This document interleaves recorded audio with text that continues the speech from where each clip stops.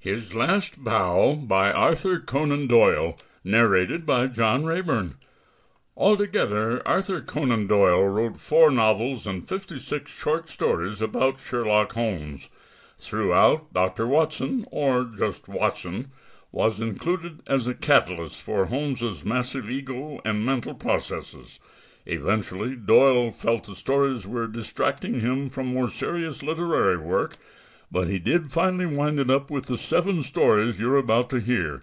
In the words of Watson, Dr. John H. Watson, M.D., we have the pleasure of knowing about the declining years beginning now. The friends of Mr. Sherlock Holmes will be glad to learn that he is still alive and well, though somewhat crippled by occasional attacks of rheumatism. He has for many years lived in a small farm upon the Downs 5 miles from Eastbourne, where his time is divided between philosophy and agriculture. During this period of rest he has refused the most princely offers to take up various cases, having determined that his retirement was a permanent one. The approach of the German war caused him, however, to lay his remarkable combination of intellectual and practical activity at the disposal of the government, with historical results which are recounted in His Last Bow.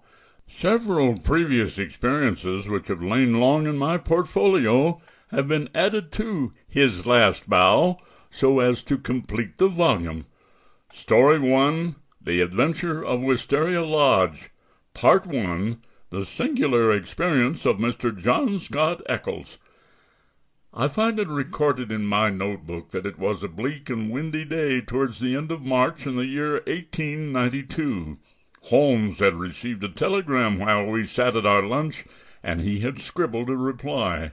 He made no remark, but the matter remained in his thoughts, for he stood in front of the fire afterwards with a thoughtful face, smoking his pipe and casting an occasional glance at the message. Suddenly he turned upon me with a mischievous twinkle in his eyes. "I suppose, Watson, we must look upon you as a man of letters," said he. "How do you define the word grotesque?" Strange, remarkable," I suggested. He shook his head at my definition. "There is surely something more than that," said he. "Some underlying suggestion of the tragic and the terrible.